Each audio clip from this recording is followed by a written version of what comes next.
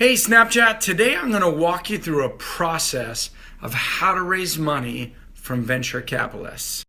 And I'm going to give the high-level framework for you today, and over the course of the next several days, I'm going to walk you through some of the detailed components. I like to draw fundraising from VCs as a funnel because it truly is a sales and marketing process.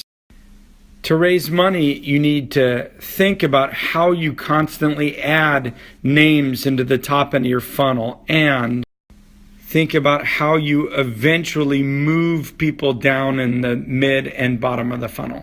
If you stick around for long enough in the week, I'm also going to show you the spreadsheets that I've created to help the companies I work with actually raise money.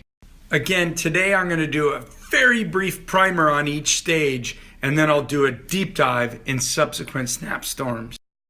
In a way, I would say even the process before introductions is to create a spreadsheet of all the target VCs you want to approach. The starting bit is you want your introductions to come from highly credible sources. How you get introduced really matters.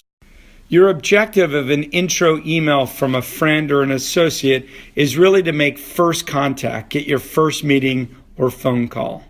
A very common rookie mistake that founders make is accepting a phone call instead of an in-person meeting. Of course, many VCs prefer a phone call. Why? Because it's quicker and it's easier to get off and be done. The problem for you with the phone call is the VC is often distracted, not paying the same level of attention as an in-person meeting. This isn't just true of VCs. VCs aren't evil. This is true of all human beings. The goal of an initial meeting is just to intrigue the VC that you're meeting with and to build rapport. And to build rapport, you need to be in person. Of course, there are times you just can't be in person. If you can't be in person, I highly recommend going to a Google Hangout or a Skype. Many founders make the naive assumption that after a first meeting, you go straight to a partner meeting or even should be expecting term sheets. When a VC brings you to a partner meeting, they don't want to look stupid, so they really want to make sure they've done their work before they put you in front of their peers. So your only real goal out of your first meeting or call should be engagement in some way, shape, or form.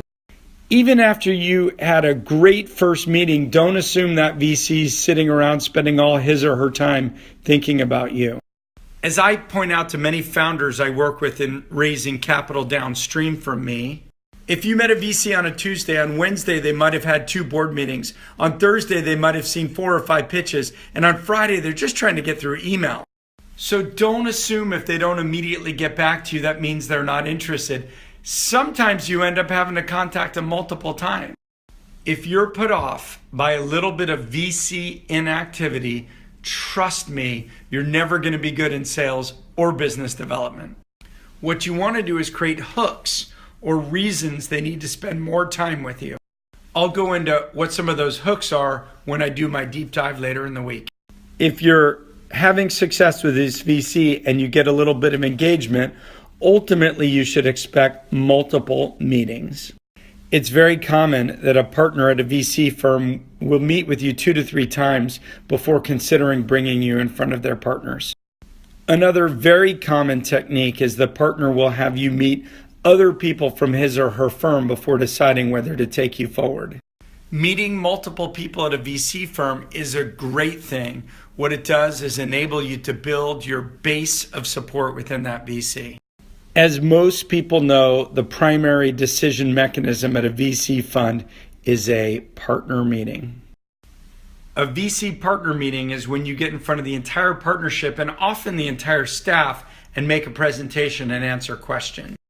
Every firm works differently in how they follow up after a partner meeting. Here's some examples. Some partnerships have done so much work before a partner meeting that they submit a term sheet within 24 to 48 hours.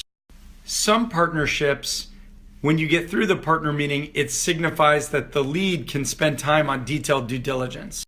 In any event, after a partner meeting, you should either get a firm no or at least move along in the process. If you do move down the funnel, the next stage will be to get and negotiate a term sheet. In late stage private equity, it's not uncommon for a term sheet to be signed and that person to then pull out later during due diligence. But in venture capital, it's very rare, especially in early stages, to sign a term sheet and not have that VC honor it and follow through. And then, of course, ultimately, after the term sheet is legal due diligence, drafting documents, and cha-ching. So starting tomorrow, I'm going to start to work through each stage and tell you how to work and how to be more effective. But one last point today. Even while you have funds moving down the funnel, make sure you're always thinking about how to put more funds in the top end. Because if midway you dry up, you have 2 or 3 firms in the middle of the funnel and they all pull out, you don't want to have to start from scratch.